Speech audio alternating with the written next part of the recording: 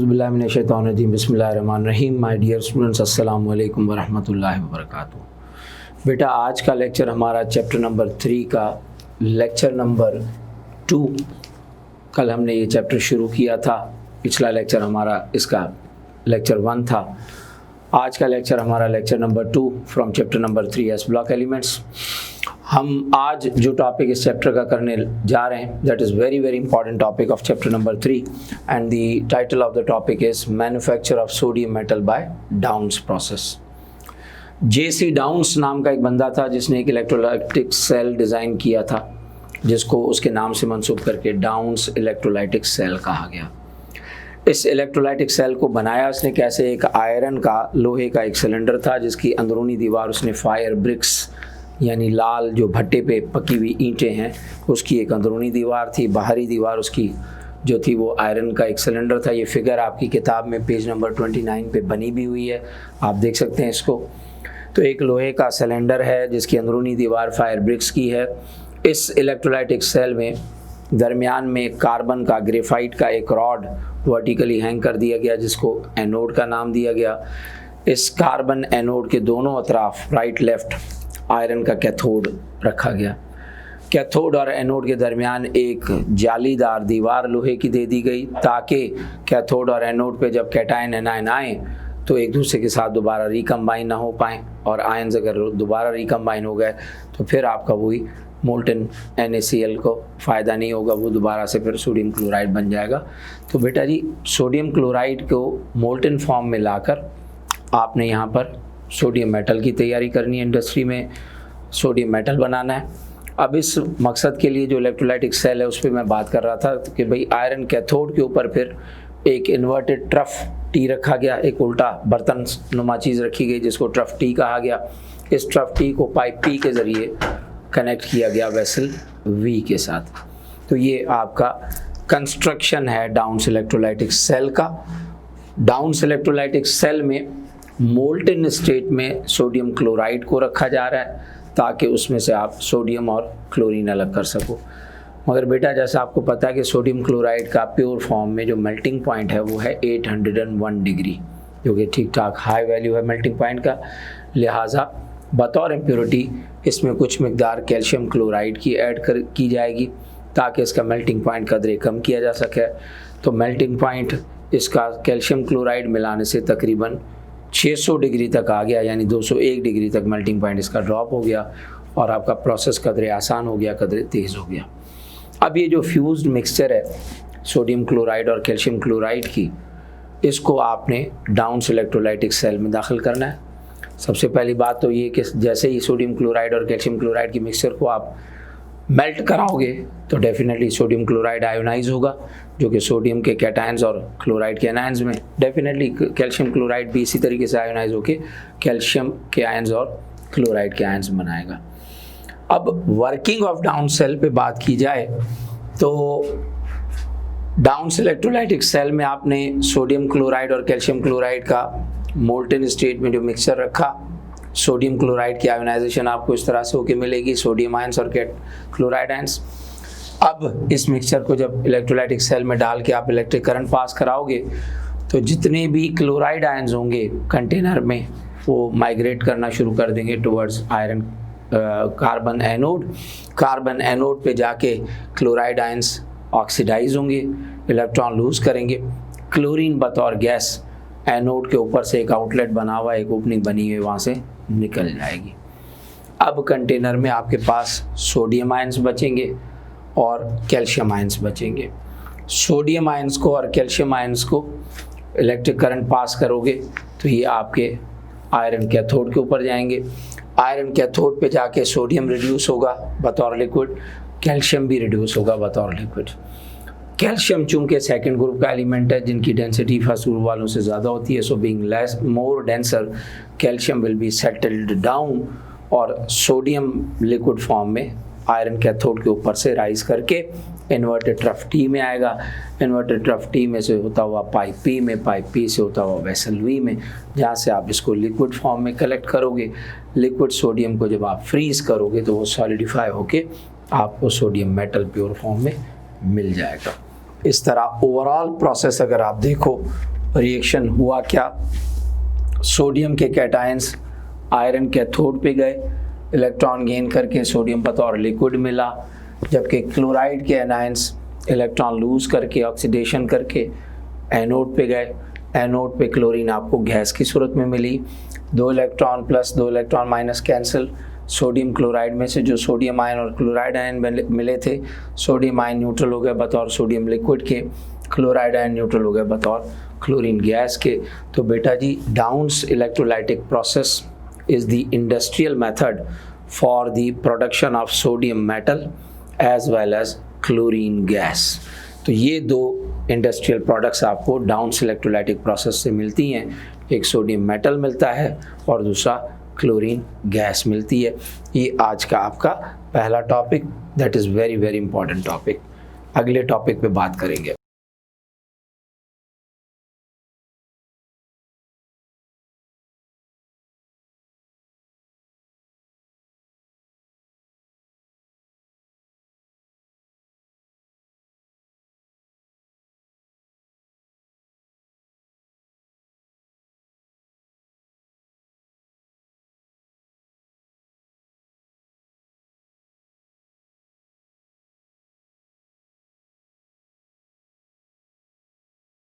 Dear students, our next topic of chapter number 3 S block elements is the important industrial compounds of S block elements। बेटा अब S block elements में आपको पता है कि group 1A group 2A ये दो ग्रुप शामिल है। तो पहले हम बात करने जाएंगे ग्रुप 1A यानी अल्कली मेटल्स के इंपॉर्टेंट इंडस्ट्रियल कंपाउंड्स के ऊपर। अल्कली मेटल्स के इंपॉर्टेंट इंडस्ट्रियल कंपाउंड्स में से सबसे पहला कंपाउंड जिस पे आप बात हो रही है हमारी, वो है सोडियम क्लोराइड NaCl, जिसको आम जिंदगी में आप कॉमन सॉल्ट भी कहते हो।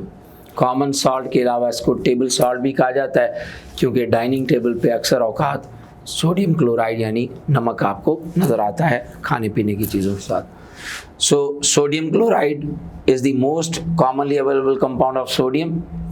It is also called common salt और टेबल सॉल्ट। नेचर में अल्लाह ताला ने नमक को सबसे ज़्यादा जो पैदा किया वो रॉक सॉल्ट की सूरत में पैदा किया। नमक की कानें होती हैं, नमक की कान में ये आपको मिलता है, और जब ये सॉल्ट माइंस में से कान में से निकलता है तो उस वक्त इसके बड़े बड़े से पत्थरनुमा क्रिस्टल्स होते हैं जिसको आप रॉक सॉल्ट कहते हो। So it occurs in nature as rock salt from salt mines. और हमारे मुल्क पाकिस्तान में पंजाब सूबे का एक इलाका है खेवड़ा, जहाँ पे सबसे ज़्यादा नमक की कानें आपको मिलेंगी। एशिया की बड़े से बड़ी कानें आपको मिलेंगी खेवड़ा के मकाम पे, और वहाँ से बहुत ज़्यादा मिकदार में नमक आपको रोज़मर्रा ज़िंदगी में हासिल हो रहा है बतौर रॉक सॉल्ट। इसके अलावा बेटा समंदर का पानी भी खारा होता है। सी वाटर में इसकी परसेंटेज अकरेंस 3% है, जहाँ से इसको आप हासिल कर सकते हो through the solar evaporation of sea water. इसके अलावा ज़ेर ज़मीन भी खारा पानी निकलता है, उसमें भी नमक शामिल होता है। और ज़ेर ज़मीन जब खारा पानी निकलता है तो इसको आप नाम देते हो concentrated aqua solution of NaCl, जिसको आप ख़ास तौर पे ब्राइन सॉल्यूशन कहते हो। Brine solution is the concentrated aqua solution of NaCl। तो ये 3 सोर्सेज आपको NaCl के नेचर में मिले बतौर rock salt from salt mines. इसी तरीके से ब्राइन सॉल्यूशन की सूरत में, खारे पानी की सूरत में ज़ेर ज़मीन आपको ये मिलेगा। इसके अलावा सी वाटर में से ये आपको मिलेगा, जहाँ इसकी परसेंटेज अकरेंस 3% बताई जाती है। बेटा नमक में कुदरती कुछ इम्प्योरिटीज़ मौजूद होती हैं। इन इम्प्योरिटीज़ की मौजूदगी की वजह से नमक में खुसूसियत पैदा हो जाती है कि हवा में से नमी एब्जॉर्ब करना शुरू कर देता है, मॉइस्चर को एयर में से। अब ये इम्प्योरिटीज़ जो नमक में मौजूद हैं, ये कौन कौन सी मौजूद हैं? कैल्शियम क्लोराइड मौजूद है, मैग्नीशियम क्लोराइड मौजूद है और कैल्शियम सल्फेट मौजूद है। इन इम्प्योरिटीज़ की वजह से कॉमन सॉल्ट में प्रॉपर्टी पैदा हो जाती है जिसको आप डेलिक्वेसेंस कहते हो। अब ये डेलिक्वेसेंस ही जो प्रॉपर्टी है, this is the property of absorbing moisture from the air. अब सोडियम क्लोराइड को प्यूरिफाई कैसे किया जाए, ये इम्प्योरिटीज़ रिमूव कैसे की जाए? बेटा अब अगर नमक में कैल्शियम क्लोराइड बतौर इम्प्योरिटी मौजूद है तो आपने इसमें सोडियम कार्बोनेट मिला देना है। सोडियम कार्बोनेट क्या करेगा, सोडियम आयंस क्लोरीन आयंस को लेके सोडियम क्लोराइड बनाएंगे, कैल्शियम आयंस के साथ कार्बोनेट आयन अलग हो जाएंगे बतौर कैल्शियम कार्बोनेट। इस तरह आपका सोडियम क्लोराइड प्योरीफाई हो जाएगा। अगर मैग्नीशियम क्लोराइड बतौर इम्प्योरिटी मौजूद है तो उसको रिएक्ट कराएंगे सोडियम हाइड्रोक्साइड के साथ, सोडियम आयंस और क्लोराइड आयंस मिलके सोडियम क्लोराइड बनेगा। मैग्नीशियम आयंस के साथ OH आयंस मिलके मैग्नीशियम हाइड्रोक्साइड बतौर इम्प्योरिटी निकल जाएगा। अगर नमक में कैल्शियम सल्फेट मौजूद है बतौर इम्प्योरिटी तो उसको रिएक्ट कराएंगे 2 स्टेजेस में। पहले बैरियम क्लोराइड के साथ, बैरियम सल्फेट अलग हो जाएगा और कैल्शियम क्लोराइड मिलेगा। कैल्शियम क्लोराइड को अलग करने के लिए फिर सोडियम कार्बोनेट के साथ रिएक्ट कराओगे तो आपका सोडियम क्लोराइड अलग और कैल्शियम कार्बोनेट अलग हो जाएगा। तो इस तरह से ये तीनों इम्प्योरिटीज स्टेप बाय स्टेप आप निकाल सकते हो सोडियम क्लोराइड में से। बेटा सोडियम क्लोराइड की प्रॉपर्टीज़ पे बात हो, कलरलेस क्रिस्टलाइन सॉलिड है, पानी में फौरन हल हो जाता है। मेल्ट कराने के लिए इसको 801 डिग्री पे हीट किया जाता है। बॉइलिंग पॉइंट इसका 1465 degree centigrade. It's very good conductor of electricity either in the molting state और solution form. Direct solid form में इसमें से करंट पास नहीं होता, या इसको आप हीट करके मेल्ट कराओ फिर करंट पास होगा, या इसको पानी में हल करके सॉल्यूशन बनाओ तो करंट पास होगा। रोज़मर्रा ज़िंदगी में इसके इस्तेमालों में सबसे पहली बात कि आपकी रोज़मर्रा ग़िज़ा का, खुराक का एक अहम जुज़ है, आपकी डेली डाइट का एक एसेंशियल पार्ट है, लाजमी हिस्सा है। इसके अलावा अक्सर आपने देखा होगा कि लेडीज़ मछली के गोश्त को, पल्ला मछली के गोश्त को नमक देकर कुछ देर के लिए रखते हैं ताकि उसकी स्मेल कुछ कम हो जाए। तो it is also use to preserve fish meat as well. इसके अलावा केमिकल इंडस्ट्री में जो इसका अहम तरीन इस्तेमाल है, इसमें से बहुत सारे इंपॉर्टेंट केमिकल कंपाउंड्स बनाए जाते हैं। अभी कुछ देर पहले आपने सोडियम मेटल बनाया, क्लोरीन गैस बनाई इसी सोडियम क्लोराइड में से। So in chemical industry it is use to produce sodium metal, chlorine gas, sodium hydroxide, sodium carbonate, sodium bicarbonate, sodium chlorate, ये जितने भी कंपाउंड्स हैं सोडियम के, ये आपके इसी NaCl में से बनते हैं। इसके अलावा बेटा साबुन की तैयारी में आप इसी नमक को इस्तेमाल करते हो, सोप मैन्युफैक्चरिंग में भी ये इस्तेमाल होता है। तो आपके अल्कली मेटल्स के कंपाउंड्स में पहला कंपाउंड हमने डिस्कस किया सोडियम क्लोराइड। अब अगले टॉपिक पे बात होगी।